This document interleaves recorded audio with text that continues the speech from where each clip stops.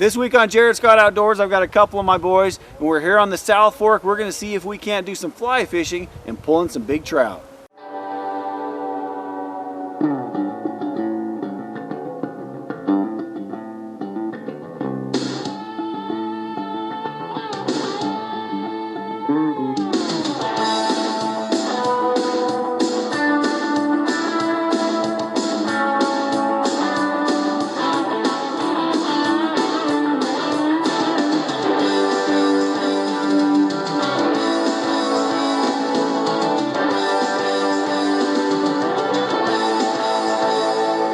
Welcome to Jared Scott Outdoors, your source in the field for local outdoor news. You know, as you know, winter's kind of coming to a close. We've done a lot of ice fishing on lakes and things like that, and we've all kind of had the itch to get out there and do a little fishing on the river. And so with the ice down, the temperatures getting a little bit warmer, we decided to come out. Now we kind of picked a lousy day today. It's overcast, sprinkling here and there, a little bit of snow flurries and whatnot, but the fish are out there and they're actually hitting the top a little bit. There's a little hatch going on. Anyhow, so we're going to see Nathan's done a bit himself fly fishing. Luke has just gotten into it last year, and that was all kind of lake fishing. So this is going to be a new thing for him to see if he can't do some fly fishing and actually pull one in out of the river. So that'll be fun to see how he does. And you know, we're just here to have fun, see if we can't catch some trout. We were fishing up near Palisades Creek in the Swan Valley area today. Well, I would have preferred a sunny day. It was a Saturday and the kids were out of school, so we went anyhow. Nathan's been bugging me for a while to hit the river, and Luke was excited to try his hand at river fly fishing, so as long as the rain and snow would hold off, we'd give it a few hours and test our luck. I got Luke set up with the beadhead Prince Nymph dropper, as I suspected the bite would be a little bit better underneath, and then rigged my own with the same. With there being some fish slurping bugs off the top, Nathan chose to start out with the dry fly. We were actually hoping to hook into some rainbows as our main target. I told my boys that they could be worth some money, which piqued their interest. I'd have to show them how it worked, but first we'd have to catch some. Luke did get a hit that he missed after just a few minutes, and then about 5 minutes after getting in myself, I set the hook on my first fish. All right, got the first fish of the day. Luke had the first miss of the day. Got a couple droppers on. This one took, it looks like, my Prince Nymph.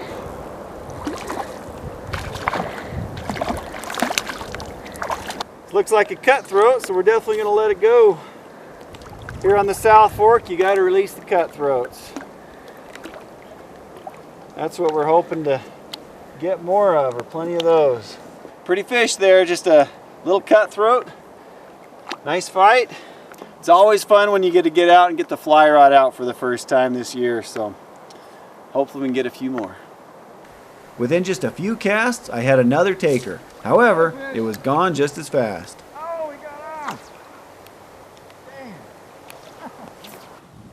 Nathan wasn't about to let me have all the action as he hooked up with the next one. Finally got my first fish. Feels like a good one, feels like a fighter. That was a brown. That's a pretty fish. There you go, my first fish. A nice brown. Awesome fight. I love fly fishing. If you ask me, brown trout are a beautiful fish. As you can see, Nathan had switched over to a dropper as well. There we go. Hopefully I can catch some more. Just as we were thinking the fishing was going to be hot, it died off in a hurry. We fished for a good hour without any of us getting so much as a nibble. We stuck with it, however, as we knew there were plenty of fish.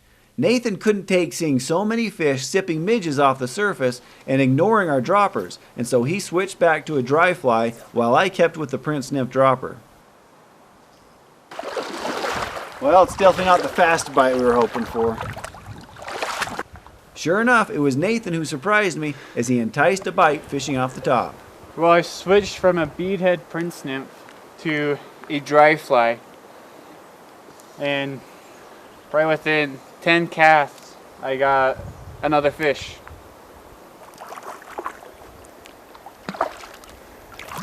A whitefish. Whitefish. Off a dry fly. We were surprised because whitefish usually take droppers underneath and are less often to take those dries on top. I don't care what I catch. It's just fun to catch them. So we'll let this guy go. Not a rainbow, it's just a whitefish. So hopefully we can catch some rainbows. As I was sure it was just a fluke that Nathan caught that fish on top in this yucky overcast day, I stuck with my droppers. But it wasn't more than just a few minutes, and Nathan at the top of the hole hooked up again.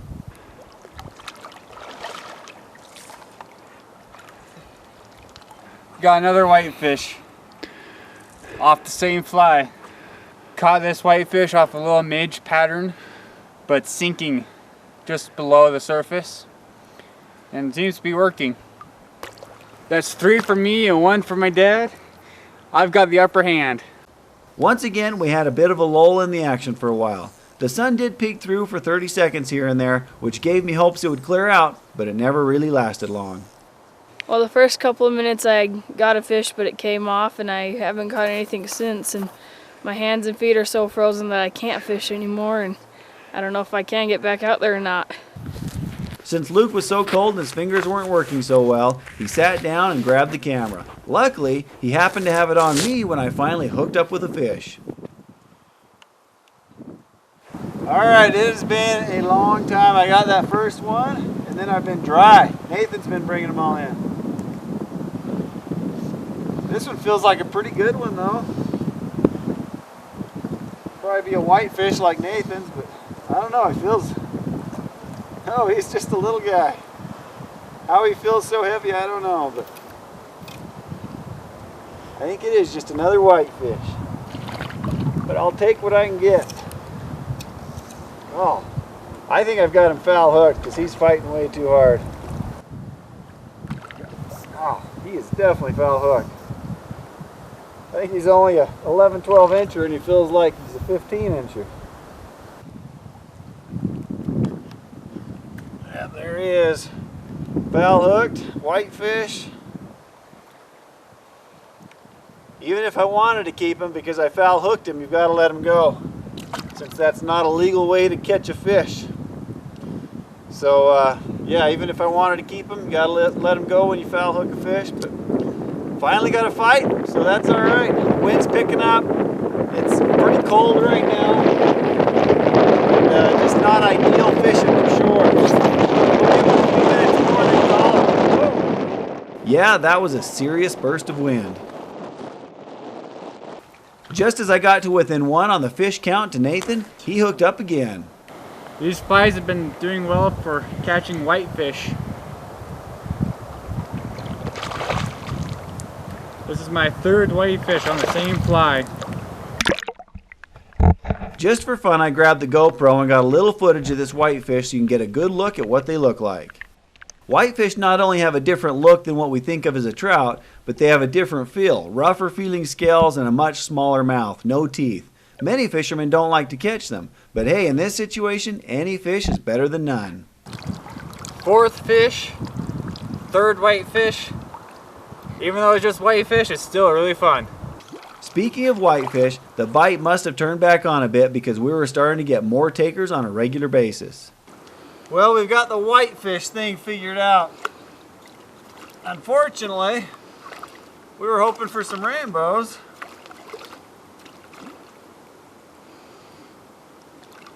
Of course, you take what you can get. And Nathan's got my pliers. There we go. One more whitefish, no rainbows.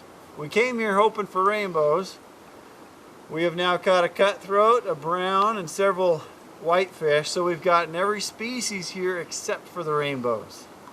And we are down to 5 minutes left before we're calling it, so we'll 5 more minutes, we'll see what happens.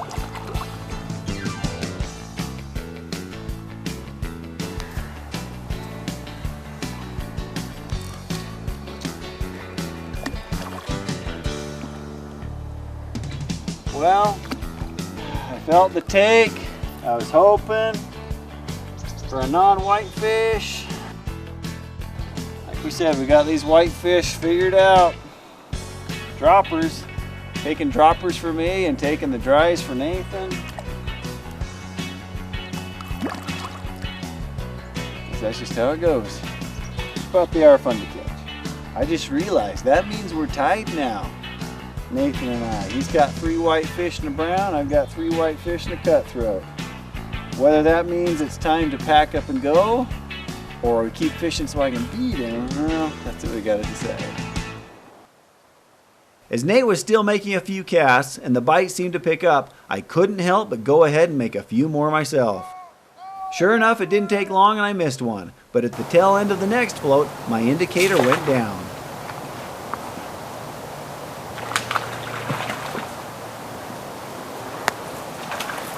Is that cheating? What? Telling you we're done and then catching it? That's coming over here. Hey, I don't think this is a whitefish.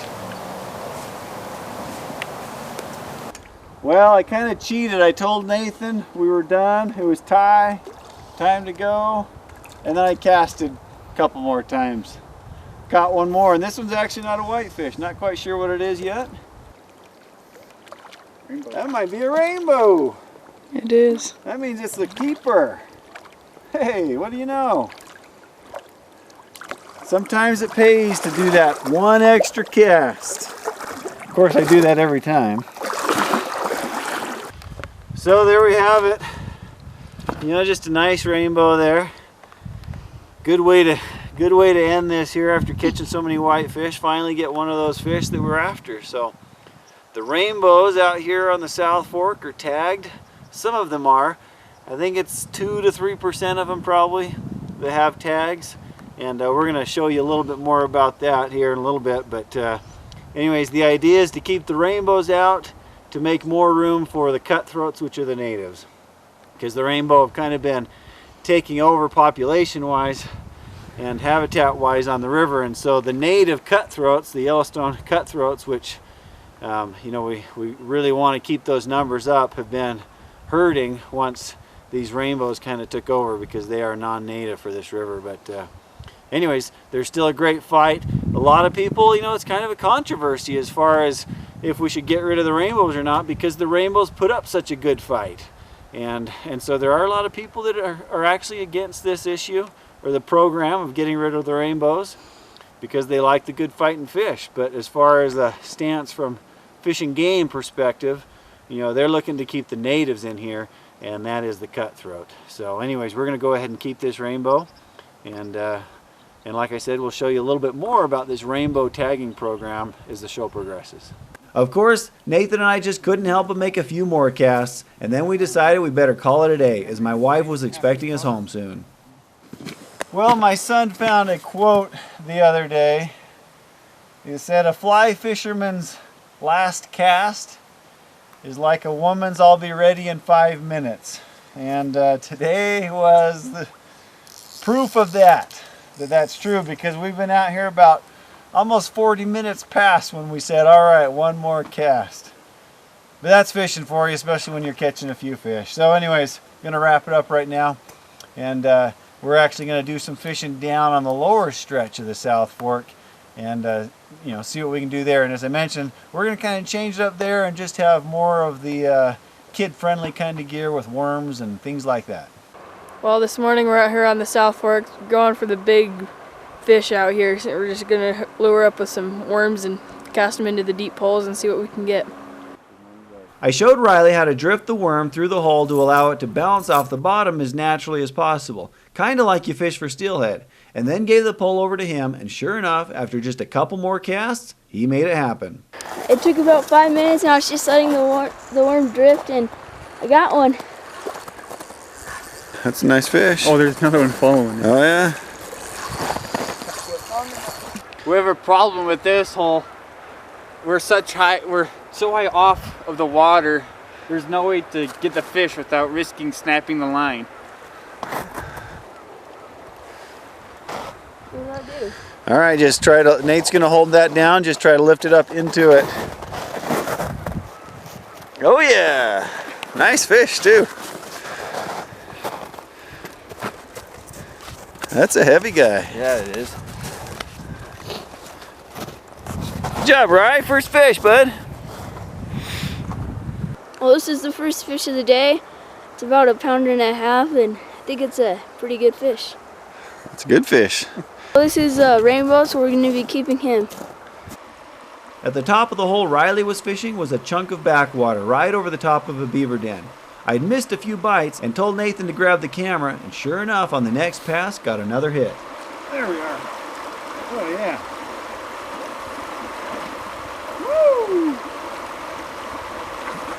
Of course, all the sticks under the water from the beaver den risked letting the fish tangle up, but I was able to get it past those and up to the surface. Well, this is what this river is known for here on the South Fork, are the cutthroats. So this one we're definitely going to let go. You want the rainbows out and the cutthroats in, but nice fight. I had something steal my bait a couple different times getting those hits, and this one finally stuck. So we'll get him back in the water, but pretty fish.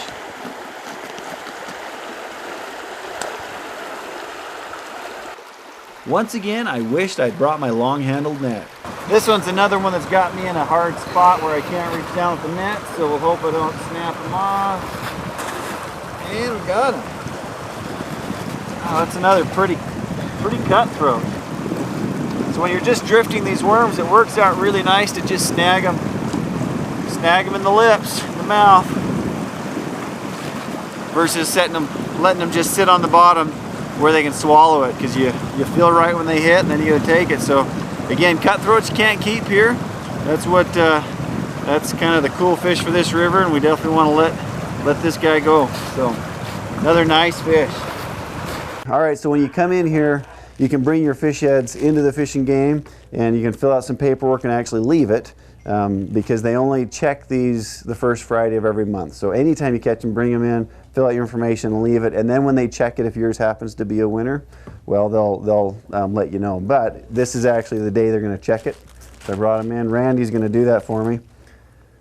Only 2 fish, so the odds of having a winner here probably 1 in 50 maybe, if I'm lucky, because there's probably 2 to 3% that are marked. And this scanner is very sensitive, so you can't use your home metal detector to do this. Yeah, and those tags will be right in the nose. That's the area we scan. No winner there. No, that's my fish. That's not a winner. Now for Riley's fish. Yeah.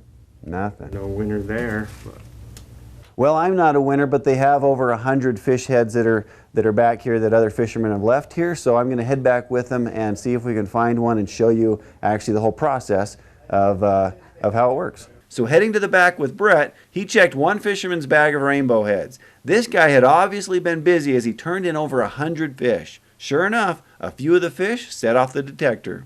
So we've scanned through the bag of heads. We had 126 fish in that bag, and we've had 4 that beeped. And so that beep is indicative that there's something metal in this fish's head. It could be a tag. I hope it is. It could be a hook as well. So usually at this point we scan all the heads out front, and if we have a beeper, then we bring the angler back, and then we dissect the head to hopefully find a tag and see how much that tag is worth. Usually the tag is in the snout in front of the eye, so we start by just cutting off the snout, and it's a process of elimination. You scan each half. That's a good sign. That half didn't beep, so whatever's metal is in this half where typically the tag is at. So we just keep cutting this half, or this piece, this nose in half, and scanning each half until you eventually find that little piece of wire that is the tag. So that one beeped, this one should not. Every once in a while we find things that are not tags, like pieces of hooks or whole hooks, or just the tip. A lot of times we see just the tip of a hook. So those fish that you lose that come undone, sometimes they break your hook and it stays with them. Sometimes you get lucky and you find it on the first cut or two, and sometimes it takes a little bit. Checking things. Oh, there it is right there. So that last cut I cut right next to the tag. The tag is right there off this pointer, and this pointer is a magnet, and I'll try to get that tag to stick to the magnet. Alright, so once the tag is on the end of the magnet, I can use this microscope. So I slip the tag in underneath the magnifying glass, turn on the light so I can see, and then I can read the number off this tag. Its number is 100168, and I can look on our table here. 100168 is a $50 fish, tagged 2014 or 2015. So that's great. Another winner. Checking the other heads that set off the detector, Brett found 2 more tags, each worth $50. Tags value and range from $50 to $1,000, but of course there are fewer of the high-end tags and a lot more of those of a lower value. 100168. Another $50. All right, so over 100 fish, 3 of them ended up being positive, and all 3 of them were $50 fish. So they've got them taped here as proof to the owner of these fish that he's the winner, and then they're going to go ahead and submit this, and he'll get a check in the mail for $150. So not too bad. That's definitely going to pay the gas for a few more trips out fishing. Anyways, that kind of wraps up our Rainbow Incentive Program. They have tagged several hundred more fish over the course of the last several months, so there's lots of rainbows out there that are ready to be caught, that are worth some money. And again, you know, in case you missed it, the whole point of this is to try to reduce the numbers of the rainbows so that the cutthroat numbers will increase. Anyways.